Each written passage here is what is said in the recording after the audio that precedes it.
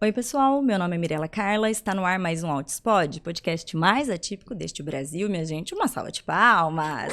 Muito bem. Estamos aqui em Atibaia para o segundo encontro de famílias da Abrapraxia. Estou muito feliz de estar aqui, gente. Muitas famílias, tem quase 80 famílias reunidas aqui com o pessoal da associação. Então, assim, é realmente um prazer muito grande. Você que está aí nos assistindo, se não se inscreveu no canal, vou dar um tempinho para você corrigir isso. Custa nada nesta vida. Já se inscreve, deixa seu joinha, curte, compartilha. Quanto mais vocês participarem, mais as plataformas vão entender a relevância desse assunto, levar para mais e mais famílias, que é tudo que a gente quer.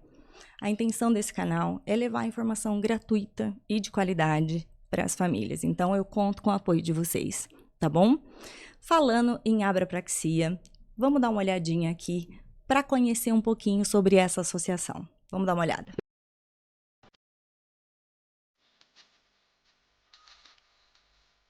Há 10 anos, a Associação Brasileira de Apraxia de Fala na Infância surgiu para transformar vidas, dando voz a crianças com apraxia de fala e esperança às suas famílias.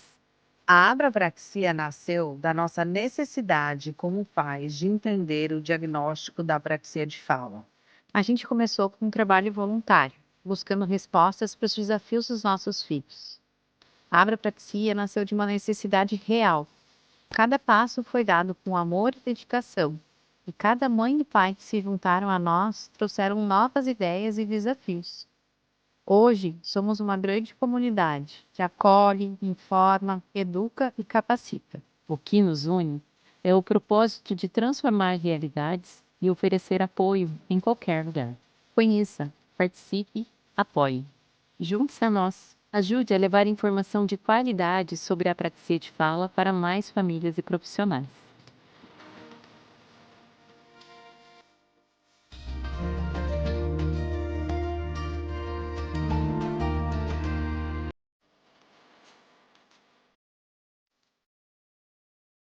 É isso, pessoal. Não deixem de dar uma olhadinha no perfil. Direto tem ali postagens com conteúdo novo, né? Compartilhe o máximo também para ter uma maior conscientização, né? Para não ter esse tabu sobre a apraxia, para a gente compreender sobre as características, compreender sobre tratamento, sinais precoces, né? E também, para passar aí, vamos marcar as fonos? Vamos fazer um movimento de marcar as fonos, a fono da sua cidade, uma fono colega sua que você conhece, uma estudante de fonoaudiologia, né? Para a gente fazer um movimento de capacitação das fonoaudiólogas deste meu Brasil de meu Deus, que nós estamos precisando. Muito em breve, em outubro, também vai ter uma conferência da abrapraxia, né? Então, é muito importante que a gente passe isso para frente, né?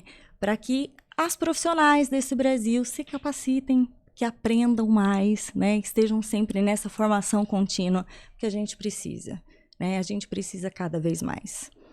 Bom, falando em profissionais capacitados, eu estou aqui do lado de duas musas maravilhosas que eu admiro muito, muito o trabalho, de muito tempo, né?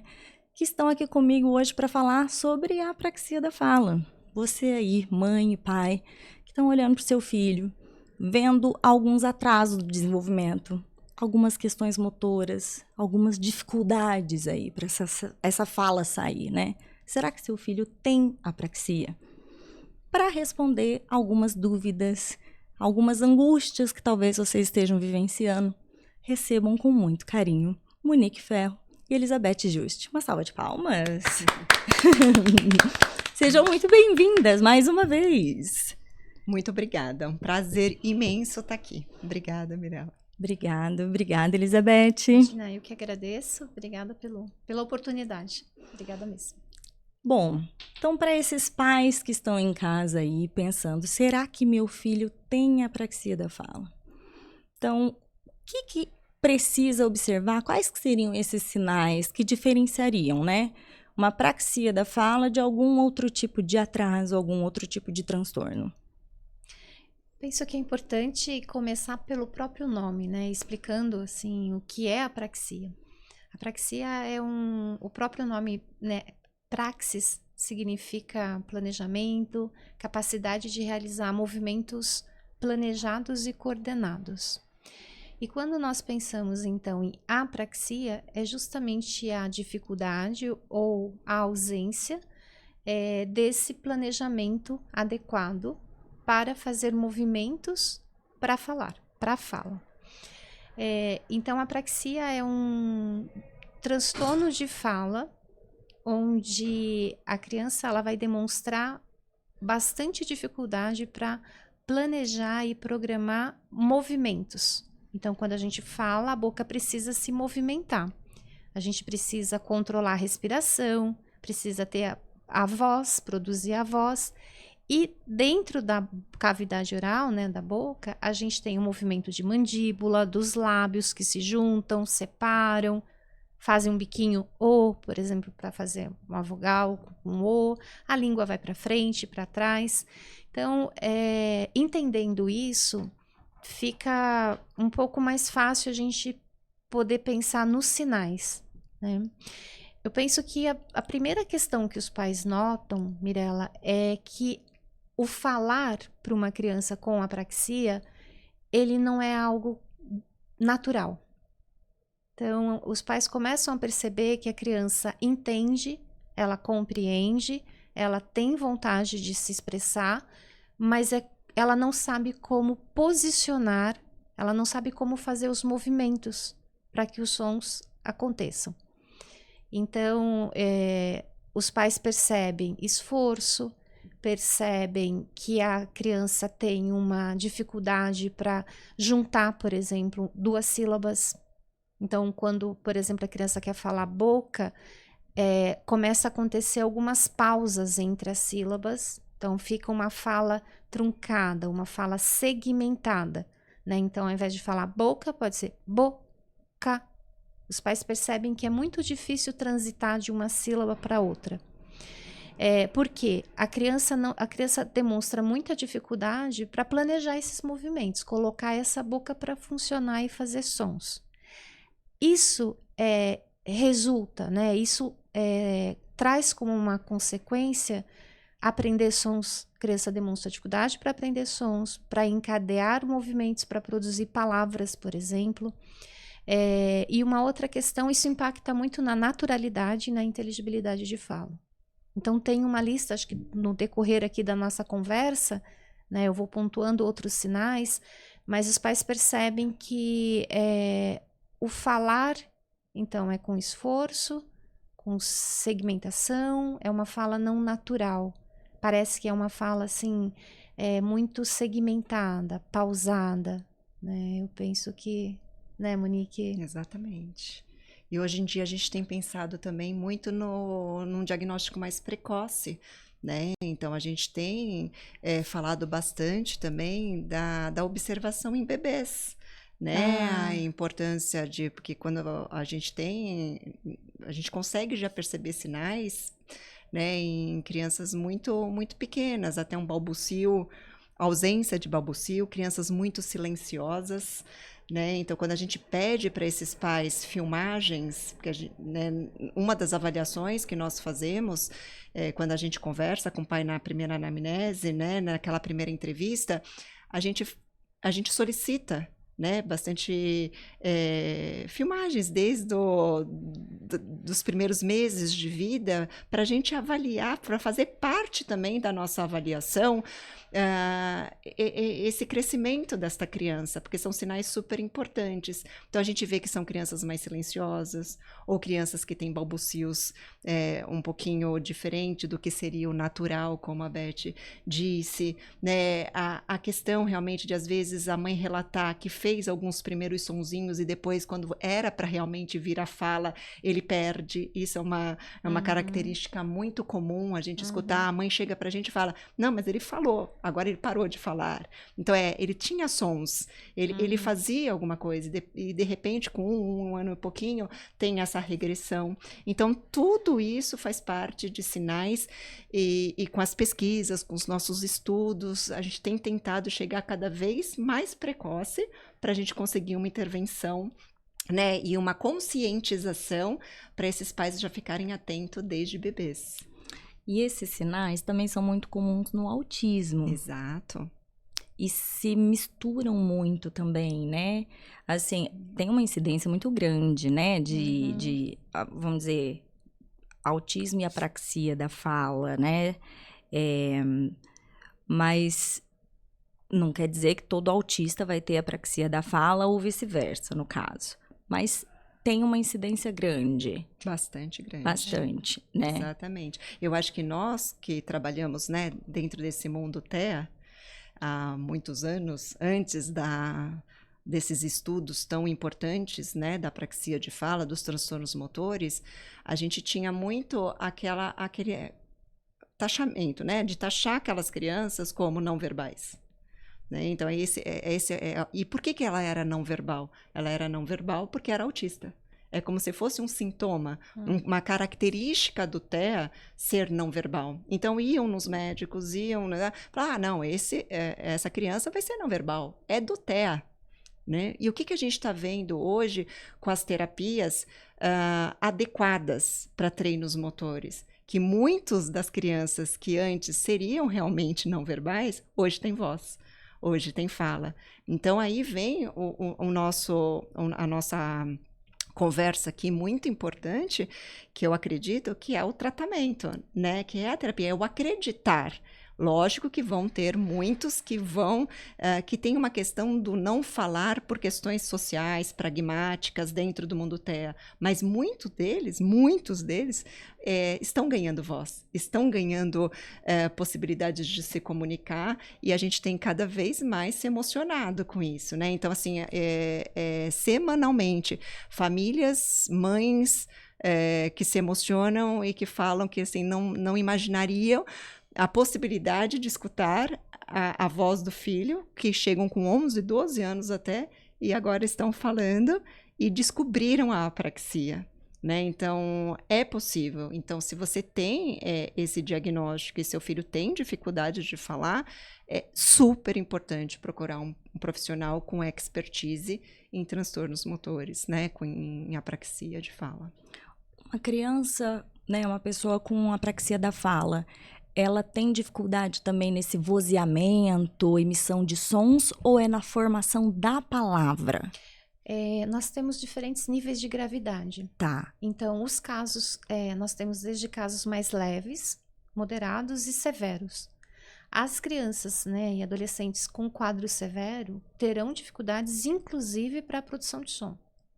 Né? Porque, por exemplo, para ativar, para que o som aconteça, nós temos que coordenar músculos respiratórios, né, porque o ar ele entra e na saída do ar, então quando a gente está respirando, na saída do ar, esse ar sai dos pulmões numa pressão suficiente, ele sobe, né, e ele ativa, por exemplo, a vibração das pregas vocais, que é a produção de som.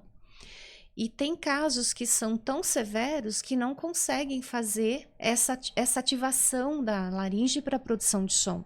Então, até mesmo a produção de som é difícil para eles. E nós temos também um outro tipo de transtorno motor, porque a apraxia é um transtorno de fala de base motora. A criança tem muita dificuldade nesses movimentos, no planejamento dos movimentos. Mas nós temos uma outra condição que é a disartria. No caso da disartria, a gente percebe que existe é mais comum você ter um comprometimento desse sistema de respiração e de fonação também. Tá? Então, a disartria, a criança não consegue fazer a execução do movimento de forma adequada. É imprecisa. Então, veja, falando de apraxia, quando a gente tem um quadro severo, é importante que a gente também investigue se junto com a apraxia também não há um quadro de disartria. Tá. Porque a disartria, ela acomete frequentemente esse suporte respiratório, essa produção de voz, mais até do que na apraxia. Entendi. A apraxia, ela é mais comum do que a disartria? Ou não é certo dizer isso? O contrário? É o contrário. Então, nós temos 3 tipos de transtornos motores. O atraso motor, como o próprio nome diz, é uma imaturidade nessa coordenação, no desenvolvimento desse controle motor. Então, a criança faz movimentos imaturos, imprecisos. Mas como é um atraso, a criança responde melhor, e com o tempo isso vai se organizando. Ele vai ser E superado. vai ser superado. Aí nós temos a apraxia e a disartria. Então, dos três tipos, o mais comum seria o atraso motor, depois a disartria e, por fim, a apraxia. E essa é uma pergunta importante, Mirella, para que a gente também não dê diagnóstico, como a Monique colocou. Esse diagnóstico correto é muito importante, porque nós temos vários tipos de transtornos de fala. Então, o fonoaudiólogo, ele precisa buscar essa formação, precisa estudar, precisa se especializar nesse assunto para conseguir fazer o diagnóstico correto, né? Então, porque o diagnóstico, ele direciona todo o tratamento. Sim. Né? E a apraxia, quando nós colocamos numa linha os diferentes tipos de transtornos de fala, a apraxia é o menos prevalente. Olha só. É o menos prevalente. No entanto, quando a gente vai para uma população como, por exemplo, autismo, deficiência intelectual, síndromes genéticas, nessa população a gente encontra uma prevalência maior. Uma prevalência maior. Entendi, mas nessa comunidade, vamos dizer assim, mas num público em geral, a disartria tem uma incidência maior. Isso, dentro dos transtornos motores. Sim, dentro dos transtornos motores. Se a gente pensar, por exemplo, em transtornos de fala de uma forma geral, aquela criança que fala errado, tem dificuldade para produzir alguns sons, isso ainda é o que mais acontece, né?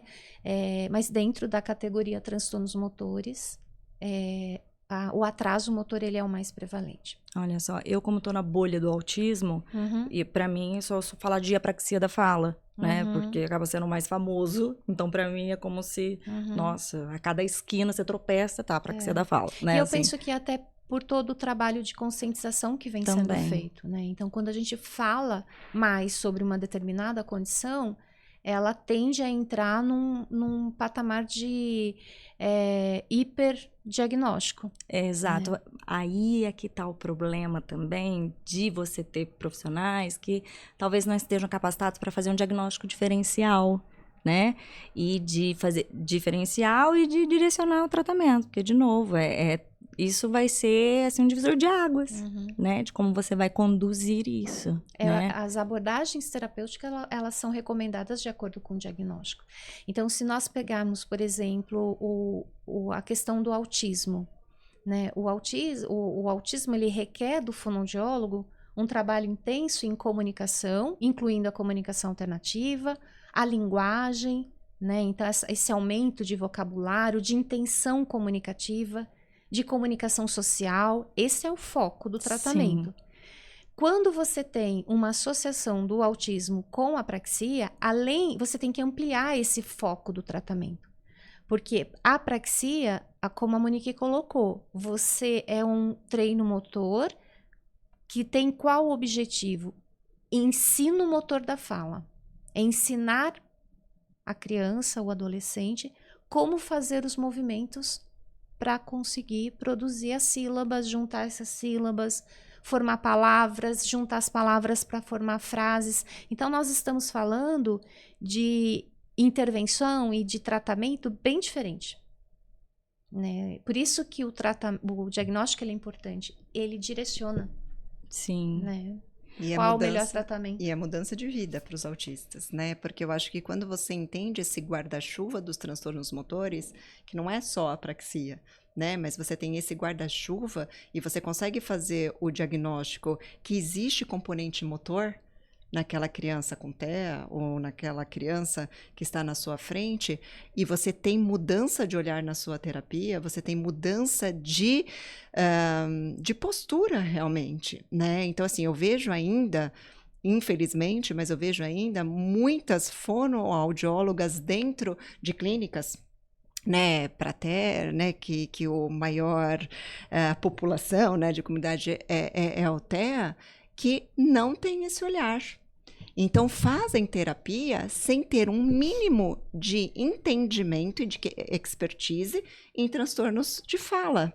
Né? Então, assim, e quando você entende isso, você olha para sua criança, você percebe que tem um componente motor, né? E você faz uma mudança de olhar e de terapia com foco dirigido em aprendizagem motora, a sua criança começa a evoluir ontem. Então, é preciso essa conscientização, é preciso que as fonoaudiólogas que estão inseridas dentro deste mundo entenda que a probabilidade de ter componente motor e que precisa fazer uma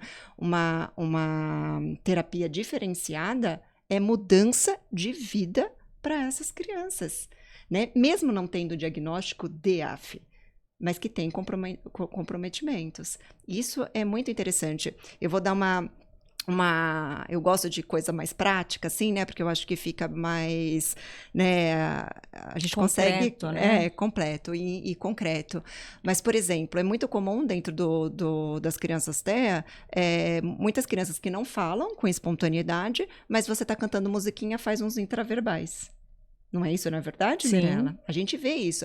O que o terapeuta faz? Fica trabalhando em música, fica trabalhando em intraverbal, 1, 2, 3 e já, né? Fica fazendo essa questão. Quando você vai para uma exigência de comunicação dessa criança que exige planejamento e programação, o que acontece com essa criança? Não consegue. Não consegue. Não consegue. E aí o terapeuta está lá fazendo o quê? Trabalhando música, trabalhando intraverbal. Que são questões super importantes no tratamento, mas não para as nossas crianças. Se você entende esse olhar e você fala, opa, eu preciso trabalhar no planejamento, eu preciso trabalhar nesse acesso ao léxico, eu preciso trabalhar nessa programação motora. Porque não adianta, porque enquanto ela está só complementando musiquinha, ela não está usando, né? O raciocínio, áreas ela frontais, criando, né? É que nem a gente. Às vezes a gente canta e não sabe nem o que a gente está cantando. Sim, você faz no automático. Né? Você está no automático. É uma na outra repetição, área do sim. cérebro. Então, quando a gente fala em treino, né, de um olhar para essas crianças que você precisa ensiná-la a planejar, ensiná-la a programar, a gente está falando de cérebro, né, de integração.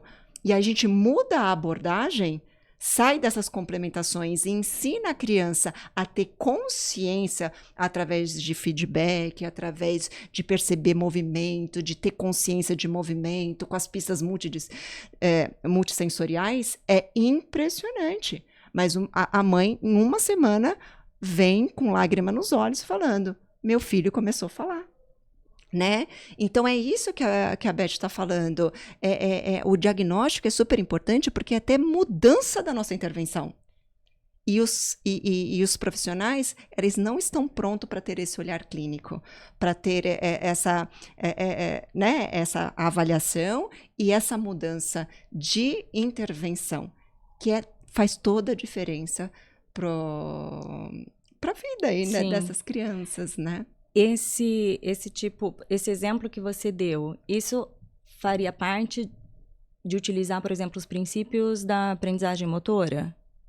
Sempre. A gente até brinca, né? Nós que somos muito dessa área, a gente até brinca. Sabe aquilo que se usasse para todo mundo estaria ganhando, né? Todo mundo estaria ganhando, né? Porque as pesquisas estão vindo cada vez mais para mostrar isso, que até uma falha, uma dificuldade de vozeamento da criança, não de produzir voz, mas aquelas trocas comuns de FV, Sim. TD, PB, né, que a gente sabe que é uma questão de vozear ou não vozear, né, os sonzinhos. Hoje, existem pesquisas que estão se comprovando que já tem componente motor. Tá. Que não é só uma questão fonológica, né?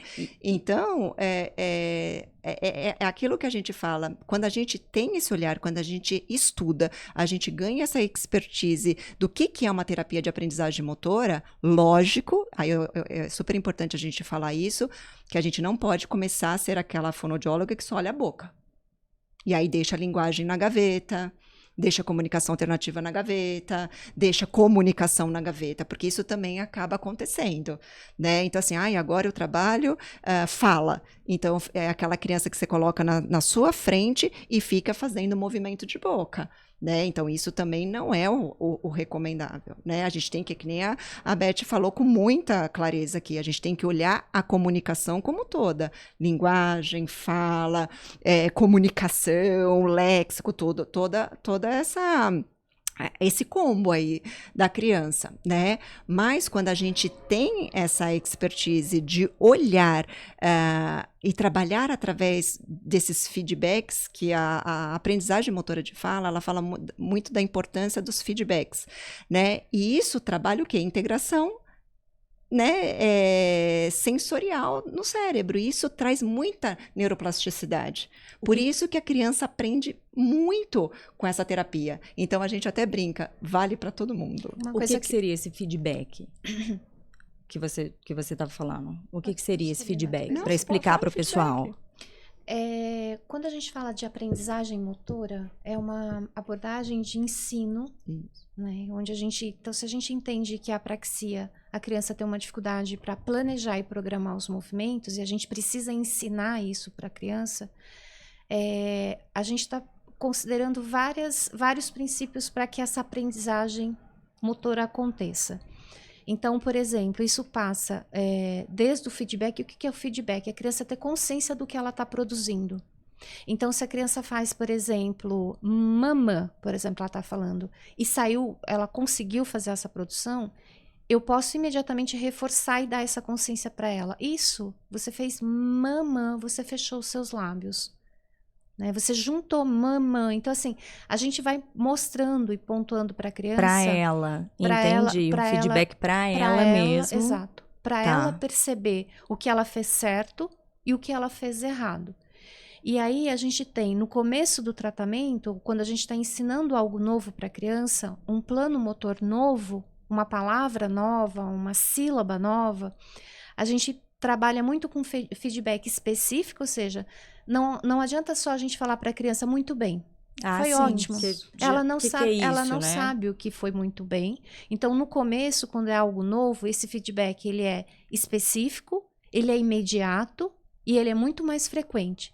Conforme a criança vai conseguindo aprender e conforme a criança vai conseguindo evoluir, a gente passa a usar um feedback menos específico. Então, por exemplo, ao invés de fazer mamã, ela fez a gente pode falar, acho que você esqueceu alguma coisa. E a criança sozinha se corrige, mamã. Então, isso mostra o quê? Uma autopercepção do que ela produziu, um automonitoramento. Por isso que a Monique colocou, não é terapia motora, ensino motor de fala, não é só repetição. Não é sentar a criança na cadeira e ficar nomeando figuras, não é ficar imitando, não é repetir, não é só isso. A gente tem que realmente dar essa consciência. A criança tem que desenvolver essa autopercepção e esse automonitoramento.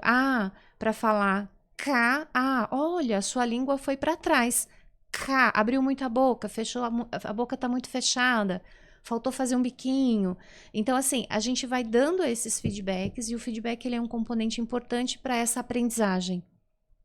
Né? E a gente tem isso, diferentes tipos de feedback, a intensidade. Conforme a criança vai aprendendo, eu não tenho que ficar toda hora falando se está certo ou está errado. Até porque, qual que é a grande questão? A gente dá muita ajuda e a gente vai diminuindo essa ajuda, porque a gente quer que a criança adquira autonomia e a gente quer que a criança ela vá ganhando o caminho ali, ela vai conseguindo fazer as produções independente de ter ali a fono com ela o tempo todo. Dando esse suporte, entendi. E é muito comum, por exemplo, os pais comentam às vezes que na sessão a criança fala ou ela repete, mas quando ela está em casa ela não fala. Então isso é um sinal do quê? Que ela está respondendo ali ao treino, mas ela não está generalizando esse aprendizado. Se não tem generalização, a gente não pode chamar de aprendizado. A gente só pode falar que aprendeu quando faz na sessão e ela chega lá na casa dela e ela vai fazer ela quer água, ela consegue fazer essa transferência do que ela aprendeu na sessão para outros ambientes. A aprendizagem motora traz isso. Para você falar que realmente aprendeu, você tem que transferir para outros ambientes. Então, isso é muito importante, né? Essa questão do feedback. E nessa linha de tratamento motor, Mirella, eu penso que uma coisa muito importante colocar também, dificilmente a apraxia vai afetar só a fala. Então, essa falta de planejamento aparece no corpo como um todo. Nós dizemos que a apraxia é como se o cérebro não estivesse conectado ao corpo. E a boca é uma parte do corpo. Então, além dessa dificuldade de planejar movimentos para a fala, essa criança pode ter dificuldades para planejar movimentos para mastigar. Tudo que é verbo de ação, a gente usa a praxis para aprender aquela ação. Então, pode ser ter dificuldade no uso das mãos. Então, o que nós fazemos com as mãos? Segurar no lápis, fazer gesto, segurar num copo, conseguir passar um brinquedo de uma mão para a outra. Nas pernas, pular, nadar, andar de bicicleta, correr, subir. Então, a apraxia dificilmente vai afetar só o planejamento motor da fala. Afeta a criança como um todo.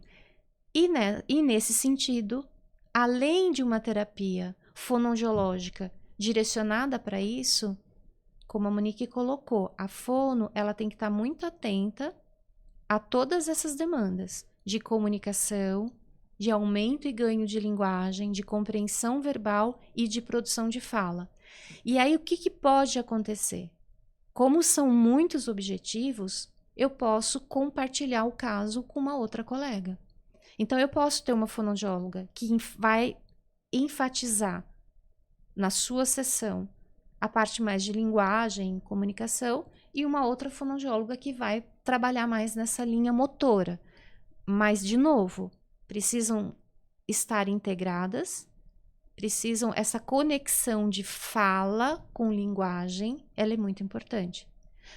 De que adianta a criança aprender a falar tatu? Ela vai usar essa palavra onde, quando Exato. ela sabe o que é um tatu. Então, toda essa funcionalidade a gente precisa muito valorizar.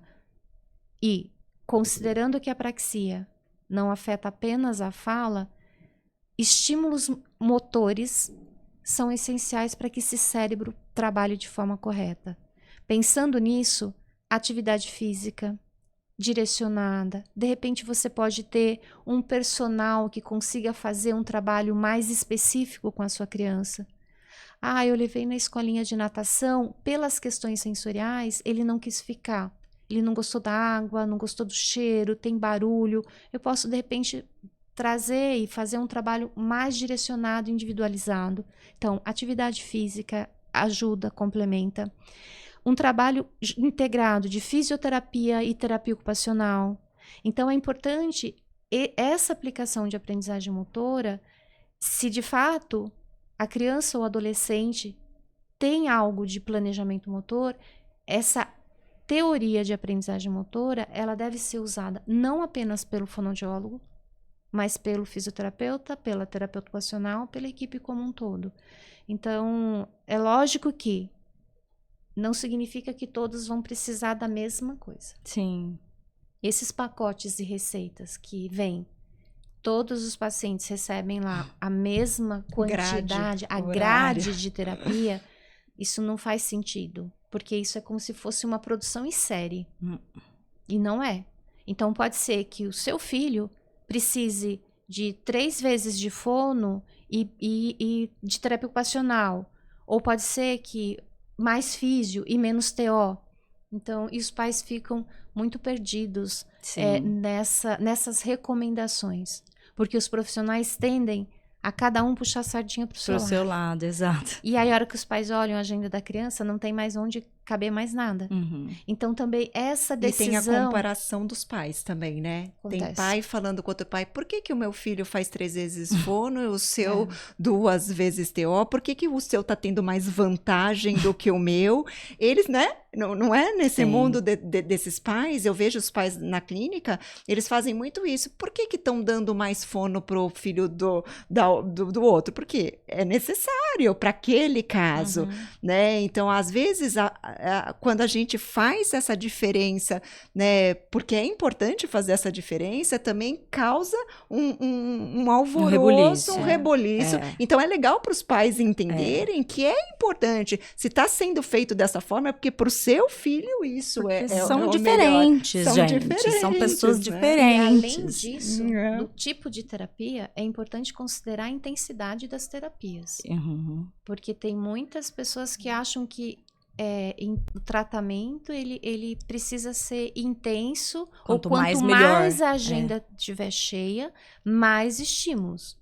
Então, muitas vezes a gente tem estímulos de mais e aprendizagem de menos. Isso. Então, além de ter a indicação das terapias, ela deve ser bastante personalizada para aquela criança, e de tempo em tempo isso tem que ser revisto. Perfeito. Então, assim, de Recalcular tempo em tempo, rotas. recalcular rotas. Isso é fundamental. Às vezes você pega uma criança que está 4, 5 anos com a mesma grade de tratamento, com a agenda super cheia, e tem criança que funciona e que precisa de terapia intensa. Sim. Tem criança Outras que não chega tem. na quarta-feira, Não aguenta ela mais. já não aguenta Exato. mais. Exato. Então, assim, esse respeito Precisa ao acontecer. limiar do que a criança consegue. Por exemplo, quando a gente olha na indicação teórica, intensidade de tratamento para quando uma criança tem apraxia. Tem lá a indicação mínimo de 2 até 5 vezes na semana. Aí a gente vai ter que avaliar. Isso é a prioridade nesse momento? A criança dá conta de responder a essa quantidade de tratamento? E a terapia para apraxia, ela tem requisitos. Não é toda criança ou adolescente que está pronto para uma terapia motora. Exato. Então, se a gente o objetivo principal é fazer esse ensino motor da fala, para aquela pessoa que o cérebro não está conseguindo enviar comando. Ele não sabe que tem que fechar a boca, que a língua tem que ir para frente, para trás. Ele não está conseguindo enviar esses comandos.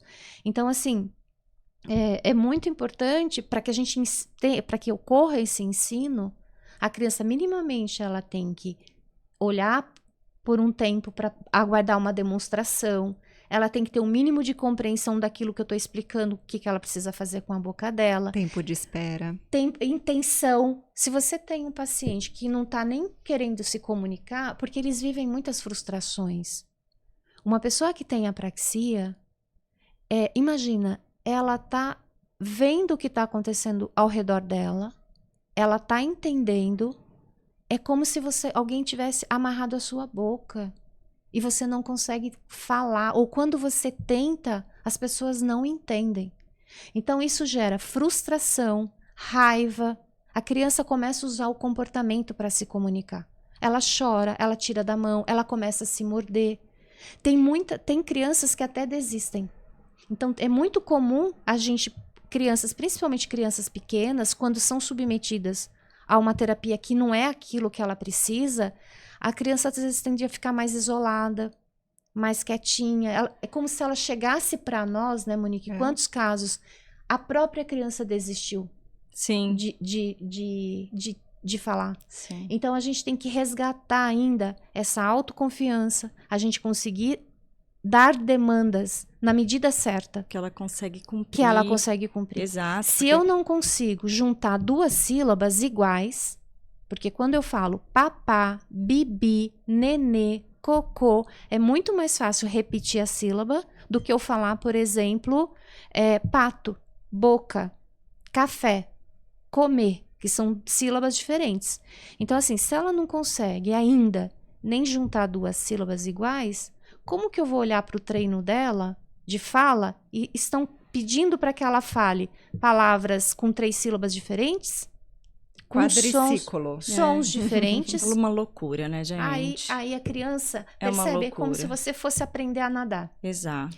Toda atividade motora, andar de bicicleta, dirigir um carro, tomar banho, toda atividade motora, a gente faz... Como que a gente faz para aprender algo motor? A gente começa do mais simples para o mais complexo. Então, primeiro eu sento na bicicleta, aí eu vou girar. Aí eu coloco a mão. Aí tem alguém segurando para a bicicleta não cair. Ou tem rodinhas. Conforme eu vou aprimorando, eu vou tirando os apoios para que eu consiga integrar tudo isso, esses movimentos. Então, assim, se a gente não respeitar isso, você não vai fazer uma aula de natação e você já vai sair nadando. Em alto mar, te larga lá. Não vai. No meio da tempestade, né? E Porque é é mais assim, ou menos isso, Eles né? se sentem assim. Exato. E por isso que desmotiva. Lógico que desmotiva. Por isso que eles ficam nervosos, por isso que eles choram, por isso que eles não querem mais ir para terapia. É muito complexo Muito. isso. Então, o terapeuta, ele tem que ter uma sensibilidade. Além do conhecimento e da formação, uma capacidade de tomar decisão clínica, de qual caminho, e ajustando essas demandas. Também não adianta ter 5 palavras, as mesmas palavras, que a criança, inclusive, já sabe falar. Tudo tem que ter um propósito. E às vezes umas palavras, além de difíceis, umas palavras inúteis, tipo, sei lá, rinoceronte. Então, eu faço o quê com essa palavra no meu dia a dia? Porque eu canso de ver, por exemplo, até mesmo pranchas de comunicação alternativa com cada figura inútil. Você fala, cara, uns animais que não se vê, sabe? Imagens que não se vê, não tá no cotidiano. Tipo, a criança já não tem intenção comunicativa, no caso até de autismo. Já, assim, o esforço que tá exigindo dela é gigantesco. Ela já não quer, não tá afim, não tem a intenção comunicativa. O esforço que estão pedindo é demasiado. E ainda coloca um monte de figura que não faz o menor sentido no dia a dia dela. Não tem função prática nenhuma. E o que atrapalha muito as crianças é elas não terem a percepção de progresso.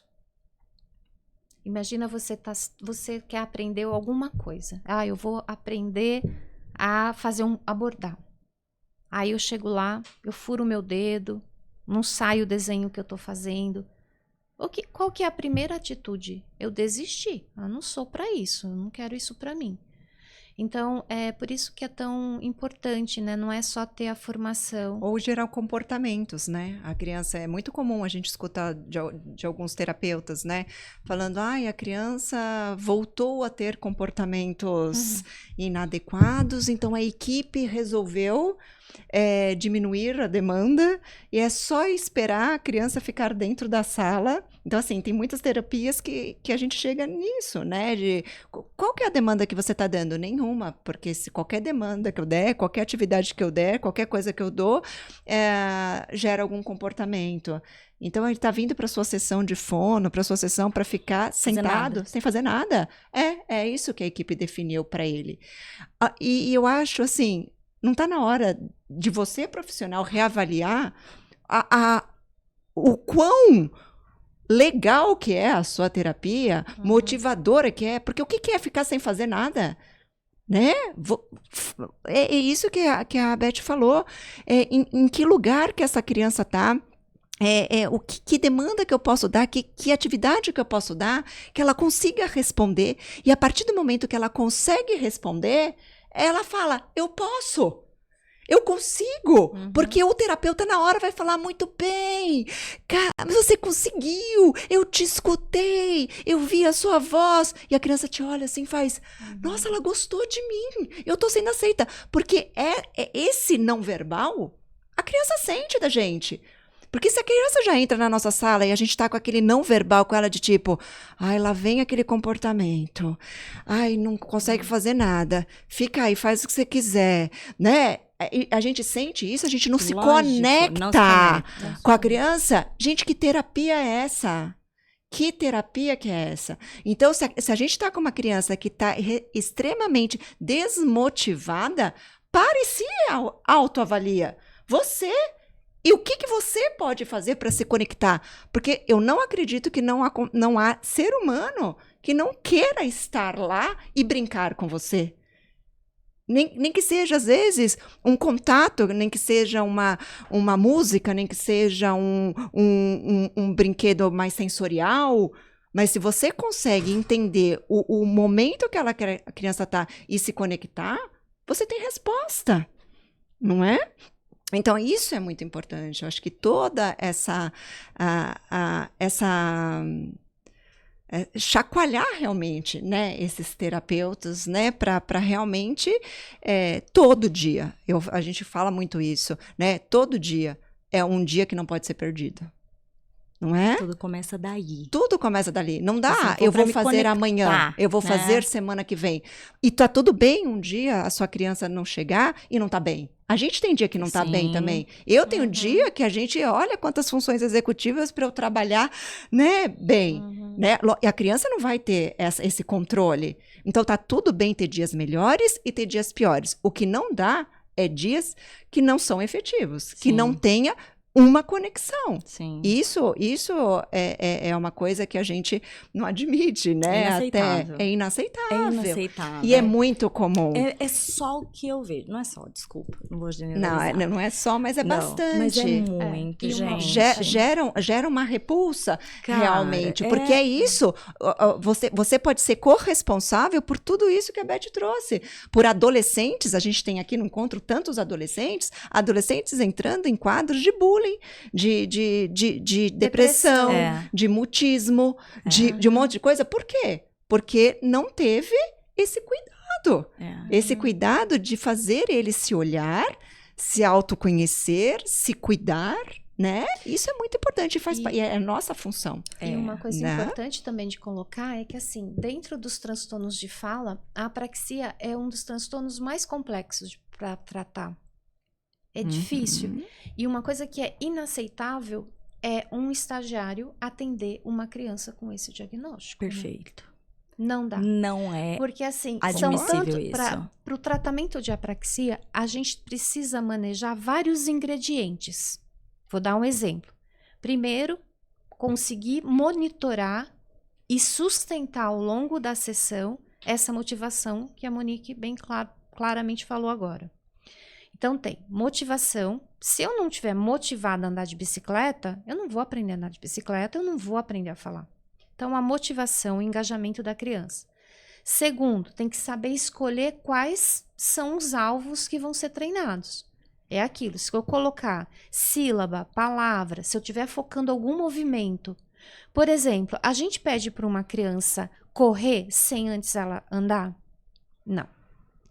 Então, se eu colocar, por exemplo, uma criança para fazer palavras ou sílabas, onde ela precisa movimentar a língua, só que ainda ela não tem uma estabilidade de mandíbula, é como se eu estivesse querendo que ela corresse sem ainda, ela nem senta sozinha ainda.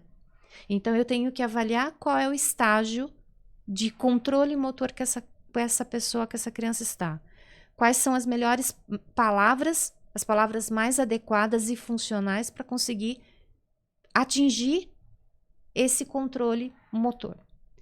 Eu tenho que pensar nos princípios de aprendizagem motora. Como é que eu vou organizar as repetições? Se vão ser seguidas, se eu misturo as palavras, se eu dou um feedback imediato ou se eu espero para ver se ela se corrige. Que tipo de informação? Eu falo muito bem ou eu falo, você conseguiu explodir sua boca agora, ficou muito bom. É uma informação específica. Então, tem aprendizagem motora, tem a escolha das palavras, tem toda essa parte da funcionalidade, né, como eu já coloquei, são a quantidade de repetição. Tem criança que se você fizer 3, 4 repetições, ela já vai melhorando o movimento e ela ela conseguiu ali aprender. Se é um caso mais severo, se você não der uma quantidade suficiente de repetição, não vai gerar também aprendizado. Então, essa quantidade de prática é também um ingrediente importante. Então, vejam quantas coisas que eu estou colocando aqui. Motivação, escolha da palavra, qual é o estágio motor de desenvolvimento motor, qual a quantidade de repetição, qual o tipo de pista. Tem criança que só o fato de olhar para minha boca, ela já consegue fazer aquele movimento. Tem criança que olha, que escuta, que eu faço um gesto e nada disso funciona. E aí a gente vai entrando no tema de abordagens terapêuticas. Se uma criança não aceita toque. Abordagens, por exemplo, como o prompt, que é uma abordagem onde a gente vai para a criança sentir, a gente posiciona os articuladores com as mãos para facilitar que esse comando chegue, para facilitar esses movimentos. Então, se ela tem já uma resistência em relação a isso, não vai ser a melhor abordagem. Se eu tem criança que só o fato de eu fazer o gesto, ela até tenta fazer igual com a mão dela e parece que ela responde. Então, assim, a gente tem vários tipos de pistas que a gente pode usar. É uma lista grande. Falar mais devagar, falar junto com a criança, deixar alguns espaços para que essa criança complete aquela palavra. Banana, ah, você gosta de banana, que delícia. Eu também, ó, banana, e a criança pode fazer, ah, isso, banana, porque ela está conseguindo fazer um pedacinho. Uhum. Então, tomar essas decisões requer planejamento, tempo, a condução da terapia. Por que é tão cansativo para a criança, Mirella? A terapia motora, mas é muito cansativo para as terapeutas também. Porque a gente tem que ir tomando decisões ali no momento. Opa, vou ter que repetir mais uma vez. Eu vou ter que mudar a pista. A gente tem um guia e a gente pode ter um direcionamento, mas esse manejo na sessão tem decisão que eu tenho que tomar ali naquele momento. Se para nós, profissionais, a gente está dizendo que não é algo simples de fazer, você imagina uma criança, um estagiário, atendendo. Não faz sentido. Não, nenhum, imagina. São muitos raciocínios clínicos numa sessão. É muito dinâmico, muito rápido. É ali, não é daqui a pouco. É ali. Então você perde esse time, né? E a criança, ela não é daqui a pouco. É aquele momento de conexão que você está vivenciando. Não tem como você colocar pessoas inexperientes, né? Então, o que a gente vê é um pessoal que fica empurrando mesmo com a barriga, né? A gente vê o pessoal, às vezes, querendo escalonar suas clínicas e aí põe um monte de gente Produção lá para... em série. Eles em série. Que chamam até de aplicadores. Aplicadores. Não é isso? É. Eu faço o programa e o aplicador aplica. É como se a criança chegasse e fosse fazendo checklist, né? Não existe isso de forma nenhuma para criança. E aí a gente cai numa situação muito difícil, porque a quantidade de demanda, ela é muito maior do que a disponibilidade de profissionais. Então, quando a gente está aqui gravando esse podcast, né? Então, quando a gente está numa conferência, quando a gente dá uma aula, quando a gente traduz um livro, a ideia é o que? A gente conseguir formar mais pessoas para trabalharem na área. Sim. Porque esse é um ponto difícil, porque você tem muito mais pacientes do que profissionais para atender. E aí as pessoas acabam, né, Monique, usando esses formatos de intervenção, que é muito complicado, né? Então, Sim. a gente tem que trabalhar, inclusive na base, mas se eu for pensar, por exemplo, em termos de faculdades, de cursos de fonoaudiologia, fecharam muitos cursos de fonoaudiologia nos últimos 10 anos. Não estão fechando turmas. Não estão fechando turmas. Então, assim, acaba fechando, né? Tem muitos cursos em universidades particulares, por exemplo, que fecharam. Tem universidade pública que está assim, para quando começa o curso de fono, vai para a terceira chamada, porque não completou a turma. Então, são muitas questões. Mas, assim, como é que a gente resolve tudo isso? São problemas em vários níveis, desde a formação do profissional, né, até a formação complementar depois que termina essa faculdade. Mas eu penso que uma forma é a informação. A informação traz conhecimento, né, traz poder. Então, se os pais entendem toda essa complexidade, os pais podem, né, conversar com o profissional, tentar, né, entender qual é o planejamento que está sendo aplicado, né? Então, por exemplo, tem cidade que nem fonoaudiólogo tem, né? E aí como é que a gente resolve isso? Com a pandemia, esse trabalho online, né, da gente trouxe essa possibilidade da gente conseguir conectar, da gente conseguir, de repente, passar uma orientação, ou às vezes da gente conseguir, junto com os pais, pensar em alguém que possa ali, né, o que dá para fazer para ter algum tipo de ajuda. É bem complexo tudo isso. E aí eu vou aproveitar o teu gancho para fazer um esclarecimento aqui para o pessoal que tiver aí, que quiser entender. Então, o prompt, por exemplo, e até os outros métodos, REST, DTTC. Esses métodos têm certificação para esses métodos. E aí, o profissional, a família que fala assim, olha, não tenho uma fono certificada na minha cidade. É possível fazer supervisão ou não? Essa fono tem que fazer a certificação. Uma fono que não tem prompt, ela pode ser supervisionada ou ela precisa fazer a certificação? Primeiro esclarecendo em relação às abordagens. Tá. Nenhuma abordagem vai dar conta ela não nenhuma Única. abordagem é para todos. Única, tá. Uhum. Então, você pode, por exemplo, ter uma criança pequena que você pode começar com DTTC, que é uma abordagem terapêutica, onde você trabalha com hierarquia de repetição, de imitação, enfim, tem ali um procedimento, né? Você pode começar pelo DTTC e depois, com o tempo, associar o prompt. Conforme a criança vai crescendo, idade escolar, por exemplo, pode começar o REST. Então, assim, essas abordagens terapêuticas, elas têm indicações claras Tá, para que faixa etária, para que certo. tipo de dificuldade elas são, né, indicadas. Vamos supor que eu tenha uma fono que não tenha... O ideal é que o fonoaudiólogo que se propõe a atender, que ele busque essas a informações, certificação. as certificações. Mas vamos supor que eu tenho uma situação onde a fonoaudióloga não tem essas certificações, mas ela tem boa vontade, ela quer aprender, ela quer... A gente tem outras possibilidades de trabalho. Então, assim, se ela entender de aprendizagem motora, Tá, se ela entender, se ela souber usar as pistas, se ela conseguir ajuda na hora de selecionar as palavras, se ela tem um bom vínculo, se ela consegue fazer da terapia um momento, transformar algo que é tão difícil em algo que seja possível para aquela criança, existem possibilidades. E é muito interessante isso também, Mirella, porque às vezes você olha o currículo da profissional e ela tem todas essas formações.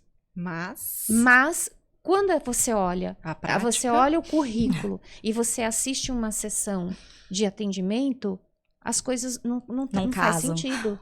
Porque ela tem todas as formações, mas ela continua fazendo uma terapia tradicional com a criança. Então, ter essas formações Não garante é nada importante. também. Ou a pessoa tem essas informações, mas ela não tem tato, ela não tem manejo com criança. Não vai E isso está funcionar. acontecendo muito. A gente está realmente tem muitas formações acontecendo, a própria abrapraxia, né, trazendo muito esse movimento. E o que a gente tem visto é que realmente, mesmo com as certificações, isso não é tudo, porque não tem manejo e acaba não realmente fazendo aquilo acontecer. É preferível o né? profissional falar assim para os pais: eu não tenho essas formações, não tenho experiência, mas eu tenho boa vontade. Se tiver alguém me ajudando, eu posso conduzir. Né? Então, é melhor isso do que você apresentar um currículo com uma série de formações, só que você não transferiu. A gente falou da transferência agora há pouco. Se eu faço uma formação, mas eu não transfiro para a minha prática, eu aprendi aquilo? Não. Ficou só na teoria. Então, assim, então é um conjunto, né? Primeiro, essa capacidade de vínculo e de conexão com a criança, esse é o primeiro ponto. Primordial. Não é só mais um. Cada um tem o seu momento. Tem criança que chega para terapia que a gente não consegue fazer nada específico em relação àquele planejamento terapêutico. Mas ela chega chorando, desorganizada, muitas vezes até se autoagredindo, ou agredindo inclusive a gente. Mas a gente consegue fazer daquele momento, trazer um acolhimento. A gente consegue traduzir aqueles comportamentos ou aquela comunicação não verbal. A gente consegue ali dar um apoio, acolher, ou enfim, isso é terapêutico também. E se você usar de tudo isso, baseado a sua terapia em aprendizagem motora, né, que é o que a gente comentou um pouquinho aqui, né, é lógico que é muito mais profundo do que isso, mas com as pistas multissensoriais e os feedbacks extremamente adequados, né, isso é extremamente já suficiente para sua criança evoluir. Né?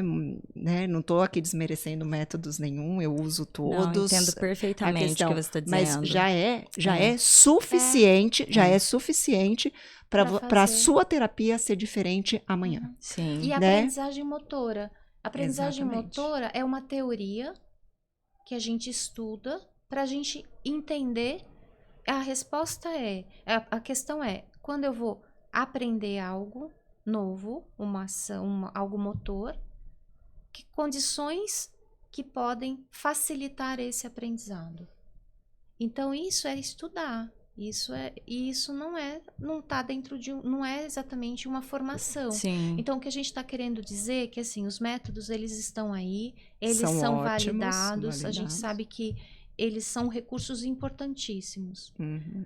Mas a ausência, falar que não tem os métodos e você tem outras formas de você conseguir também desenvolver um bom trabalho, até que você ganhe tempo para estudar, para se fazendo formar. essas formações. E fazendo essas formações, né? Agora, o que acontece é isso, muitas pessoas fazem isso para colocar no currículo.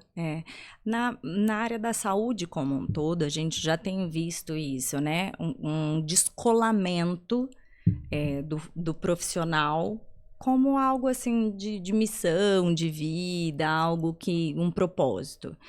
E eu vejo no autismo mais ainda como um comércio, entender o quanto tem para se ganhar dinheiro, o quanto tem para se atender, né? Eu vejo na fonoaudiologia, por exemplo, isso vou dizer do que eu vejo ali onde está próximo de mim. Muitas das fonoaudiólogas não precisam se mexer para fazer nada mais. Porque tem uma fila de espera por elas. Elas podem ficar para todo sempre o além na intervenção precoce, com o que elas sabem de linguagem. Enfim, elas não precisam. Elas vão continuar ganhando rios de dinheiro. Elas podem fazer linha de produção, colocar um monte de gente para atender, ficar ali na clínica e fazer clínicas lindas, lúdicas, maravilhosas. Isso é muito triste. É a minha realidade também. Isso aí. Pra que elas vão pegar casos mais complexos, mais difíceis e atrás de, sabe? Não, porque tem fila de gente. E a gente não tem opção também. A gente fica refém. Você tem meia dúzia lá pra, sei lá, quantas mil pessoas. Por isso que a gente tem que pensar em todas as possibilidades, né? Porque, às vezes, é isso. Você tem uma AT ou você tem uma família que não tem um profissional na cidade, como é que você pode capacitar essa família para vai ser igual a fono? Não, mas então eu tenho aquilo. O ideal e o real. O que é ideal e o que é real. E o que a gente vê realmente, eu acho que na minha prática, né, que eu atendo eu tenho parceria com muitas clínicas, né, de TEA, né, então assim, eu tô dentro desse seu mundo e sinto essa tristeza, né, e o que eu posso falar com a minha experiência é que realmente, quando eu sou chamada para trabalhar nessas clínicas, as profissionais que estão lá são essas profissionais. São essas profissionais que estão lá com a criança passando tempo. Oferecendo o mínimo do mínimo do passando mínimo. Tempo. E tá tudo bem porque tá cheio. Lotado. Elas não têm horário mais, né? E as clínicas estão até com dificuldade de contratar mais fono, porque quer mais fono, porque tem crianças, né? E quando você entra com este olhar que nós trouxemos aqui nessa conversa toda, tanto de conexão, tanto de cuidado, quanto de aprendizagem motora, a questão do feedback, porque a gente vê isso.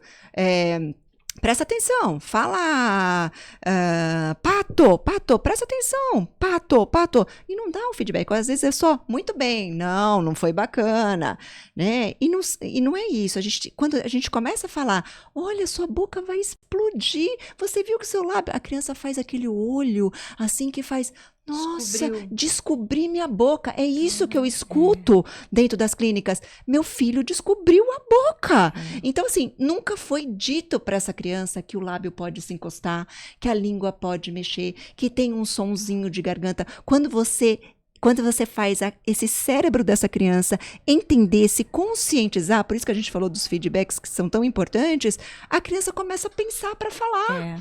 Pensar movimento. E as palavras começam a vir. E o que eu tenho, né, eu vou falar desse último ano de 3 clínicas, assim, desse último ano, julho a julho, né, mais ou menos. Mudança, 100% de evolução. Mudança. E foi simplesmente uma mudança de uma fonoaudiologia que é chamada de tradicional, que é o sentar e brincar, né? E muitas vezes a gente pode até falar disso, porque brincar não é terapia, né? Não. Você utiliza do brinquedo, né? E da atividade lúdica para ensinar também.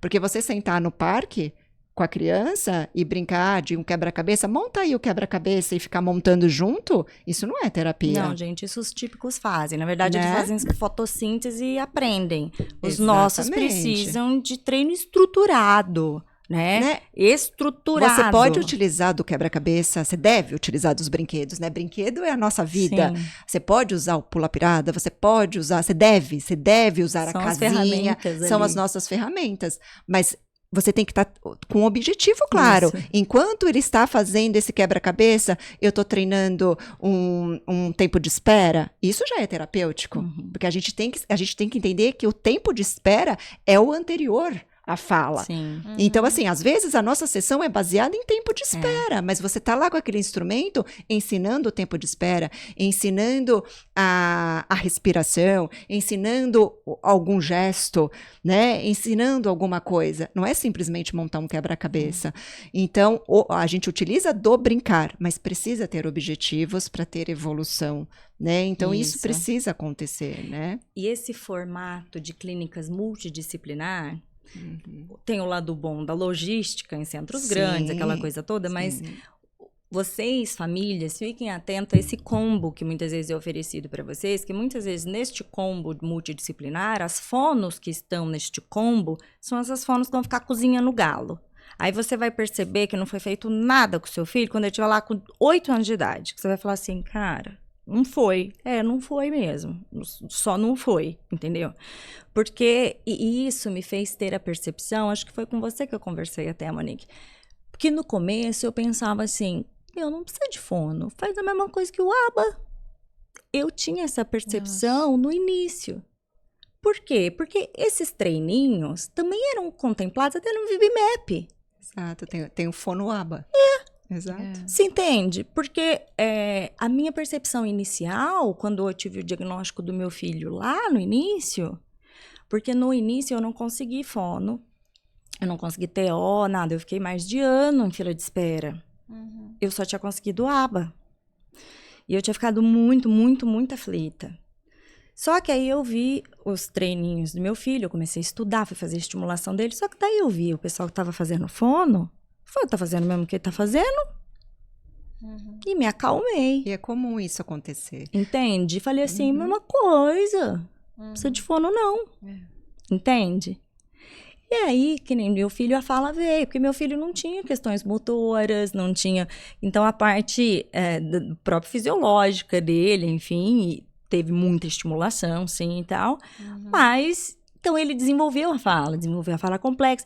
E eu tive como verdade pra mim que não precisava da fono, meu, que beleza. Só que aí, de várias outras famílias junto, não foram. E aí que eu fui falando assim, nossa, mas por que será que não foi, né? Então, depois que eu fui estudando mais e fui entendendo, meu Deus do céu, precisa. Mas eu demorei para ter um primeiro contato, assim, mais com a fonoaudiologia e entender essas outras áreas da fonoaudiologia e ver essa diferenciação. Mas para mim era fonoaba, entendeu? Um VibiMap, você faz... Por quê? Porque eram esses treininhos. Mas isso que você está falando é muito comum realmente, mas eu vejo também, eu acho que a gente tem que falar isso aqui também, né? Porque a gente critica quando tem que criticar, mas a gente elogia quando tem que elogiar, né? existe realmente essa mudança dentro da fonoaudiologia, né? Eu acho que a nossa missão, até dentro da associação, e nós como fonoaudiólogas clínicas, que a gente vai dar aula, que a gente faz isso, a Beth tem muito esse mesmo olhar do amor, né, da conexão de tudo isso. A gente também tem muito orgulho de muitas fonos que viraram a chave, né? E até dentro dessas clínicas ou até dentro dessa comunidade, hoje elas olham para a gente, elas dão o depoimento delas de tipo assim, sou muito mais feliz agora, eu vejo a evolução da minha criança, eu me sinto, porque o profissional também começa a se sentir muito frustrado quando não evolui. E quando você começa a fazer uma diferença, a mãe vem e fala e te parabeniza, você vira super querida, assim, né, de tudo isso. Então, a gente, graças a Deus, a gente está tendo aí, com todo esse movimento, essa mudança de olhar, né, está sendo muito positivo. Então, a gente está tendo cada vez mais, né, profissionais que realmente estão fazendo a diferença, né, dentro da fonoaudiologia. E a gente está super orgulhoso, né, acho que de todo esse movimento, né? Eu penso que nos últimos 10 anos teve um aumento bem significativo de formação, né, de avanço na área da fonoaudiologia. Porque a graduação contempla? Então, não contemplava, mas agora elas passaram a inserir, né, nas grades, né, tem professores já na graduação, coisa que na nossa época não existia, apraxia de fala na infância na graduação. Inclusive, a associação enviou para todos os cursos de fonoaudiologia no Brasil 2 livros que foram traduzidos e que são livros de referência nessa área. As universidades ganharam esse livro para ter lá na biblioteca dos cursos de fonoaudiologia. Legal. Então, é exatamente isso que a Monique colocou. A gente tem muito que caminhar. De uma forma geral, a gente tem muito ainda para formar e para melhorar na área da atuação, mas existe um movimento, né? Existe uma busca. E essa defasagem não é só na área da fono, né? Então, assim, e até as pessoas estão tendo que também se adaptar às demandas. Porque é isso, tem muita demanda, hoje, quando um jovem termina o ensino médio, que ele vai fazer a escolha da carreira, tem uma quantidade... A gama de opções. Exato, e muitas coisas diferentes que na nossa época não tinha. Então, é isso, a gente está num momento que a gente tem aumento de demanda, a gente tem escassez de interesse. Hoje, né, para você se dedicar à área da saúde, nessas profissões, os jovens hoje eles preferem ir para outras áreas. Mídias digitais. Né? Tem universidade que não consegue encontrar professor para cobrir grade, para dar aula. Certeza. Então, realmente é um desafio. São muitos desafios. Mas eu penso que tem muito trabalho, mas é isso que a Monique colocou. A gente já caminhou bastante. Né? A área da fonoaudiologia é uma área que tem uma sociedade que está ali preocupada. A gente teve a criação do departamento de fala, e dentro do departamento de fala existe um comitê, que é o Comitê de Transtornos Motores de Fala, que não existia antes. Super recente. A gente, né, tem 2 livros traduzidos para o português. Não existia um livro sobre apraxia de fala em português. Olha só. Hoje tem. A gente tem a própria Associação Brasileira que faz esse trabalho de formação. Então, é aquilo, né, Mirella? Para a gente conseguir atingir, a ideia é que a gente consiga atingir cada vez mais pessoas. Mas a ideia é assim, existe a esperança, assim, a gente está caminhando. É que a demanda ela é proporcionalmente enorme, muito maior, mas existe essa preocupação na qualidade do atendimento, esse cuidado, né, de ajudar os profissionais a terem acesso. Tem muito profissional que quer se atualizar, que quer se formar, quer fazer diferença. mas não tem dinheiro, não consegue, porque esses cursos, eles são caros, eles são, né, a gente tem situações que às vezes os pais investem Sim. no profissional Na para dar certificação. essa, Sim. essa Conheço oportunidade. alguns. Por exemplo, a associação faz um curso de aprimoramento, já é a 5ª turma de aprimoramento. Então, por ano tem sido formado 100, 110 profissionais que são de diferentes estados, diferentes cidades. Tem uma parte dessas vagas que são dedicadas às fonoaudiólogas do SUS, que é uma forma de conseguir, 20%. né? Tem lá um desconto. Tem dentro da Abrapraxia a loja solidária. Então, eu quero fazer um curso, mas eu não tenho dinheiro para pagar. Se enviar um e-mail falando dessa condição e tudo mais, a associação vai conseguir oferecer esse curso para uma fonoaudióloga que não tem condições de pagar, Basta querer, né? né? Basta querer. Exatamente. Então, são vários caminhos, né? E tudo passa, assim, a gente está caminhando aí, é isso, A gente né? trabalha para ter materiais Isso. para Facilitar. facilitar. E o profissional tem que querer, né? Tem que Nossa, querer fazer Muito E os pais muito buscarem bacana. informação. Quantas coisas que a gente comentou aqui, que é a nossa realidade clínica, que é o que a gente vê no dia a dia, e assim, as pessoas vão poder ter acesso, então parou ali 1 hora, 1 hora e meia, não sei quanto tempo que a gente está gravando, mas assim, ó, elas estão ouvindo. A informação, com essa informação, a pessoa pode conversar com o fonoaudiólogo, pode trocar uma ideia, porque é isso. E eu acredito muito nas parcerias, eu acredito muito na verdade, no sentido de a fono falar, eu não sei se é apraxia, né? Me ajude, ou vamos ter que buscar uma segunda opinião. Então, tudo nós somos profissionais da comunicação. E onde tem uma comunicação clara, genuína, respeitosa, né? A gente consegue construir, a gente consegue transformar. Então não adianta os pais saírem, é uma porcaria, aquilo não dá certo, não serve para nada. Calma, né? Igual escola. Se eu chegar chutando a porta da escola, as professoras também têm dificuldade Sim. de aprender, de pagar curso, de ter tempo para se formar. Então, eu penso que é algo tão além que ultrapassa a técnica ou o profissional. É uma coisa assim de ser humano, né? Quando a gente tem uma via e um cuidado para que a gente consiga ter conversas, não é simplesmente ir lá e brigar com a fono porque ela não tem o prompt ou porque ela não sabe quais são as palavras. A gente tem que ter uma clareza, uma franqueza, um respeito, tentar entender por que será que ela não tem. Porque se ela falar que ela não tem aquela formação, ela fala, não, eu tenho. Se ela fala, não, mas eu não sei aplicar, quem vai querer ficar? Ninguém. Então, é muito importante, assim, considerar a realidade da sua família, do seu município, do estado. Uma vez eu fui dar aula em Belém e uma mãe chegou para mim e ela falou, nossa, foi bem cansativo chegar aqui. Foi a mãe e a fonoaudióloga da criança participar desse. Era uma palestra que era aberta para profissionais e pais.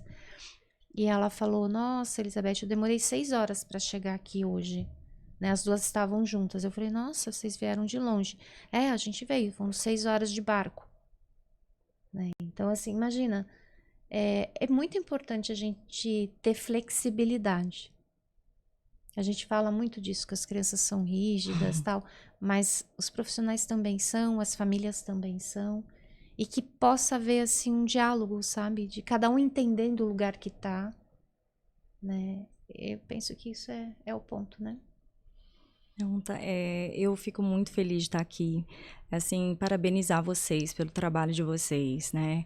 Quando eu ainda falei aqui na abertura que vocês são 2 musas maravilhosas, mas é porque são mesmo. Porque o exemplo de vocês arrasta mesmo, sabe? Quando eu fui falar com a Fabi, com a Mari, eu falei, gente, me leva lá pra Abrapraxia, porque eu queria muito trazer esse conteúdo pro canal. Porque o pessoal daqui do Altispod, assim, o pessoal consome mesmo. E aqui, assim, é tudo muito orgânico, né? A gente faz aqui na dificuldade aqui o projeto aqui de se manter, mas o pessoal, assim, é engajado de verdade. O que a gente coloca aqui no canal, todo mundo assiste, reassiste, comenta, compartilha. Ontem publiquei um corte aqui com a Monique, e um dia já tinha 40 milhões. o meu foi lotado de pessoal assistindo, assim, mas isso é um termômetro. Isso mostra As pessoas estão interessadas. necessidade. A necessidade. Esse é o termômetro. Quantas pessoas estão buscando, quanto querem. O que a gente traz aqui, o pessoal não tá a lazer, não tá a passeio. Você traz e você cria a oportunidade de informação, Mirella. E informação transforma. É o que eu fico. Minha intenção é de democratizar, né, o acesso à ciência, o acesso a profissionais como você, né? E que as pessoas, né, poxa, nossa, eu não vou conseguir consultar com a Monique, eu não vou conseguir consultar com a Elizabeth, mas consegue ouvir o que vocês estão dizendo, a orientação de vocês. Acessem, pessoal, ali o perfil da Abrapraxia, acessem o site, profissionais, marquem as fonos de vocês que estão aí, né? Porque é assim que nós vamos construindo, né? É esse ciclo, assim, do bem, né? Que a gente vai criando. Então, obrigada mais uma vez. Eu sou muito fã do trabalho de vocês, muito fã. Obrigada a você. Obrigada, eu sou muito fã sua também. Obrigada. Vocês que estão aí nos assistindo, se você não se inscreveu ainda, dá tempo de você corrigir isso. Então, se inscreve no canal, deixa seu joinha, curte, compartilha. Até o próximo episódio. Um beijo. Tchau, tchau.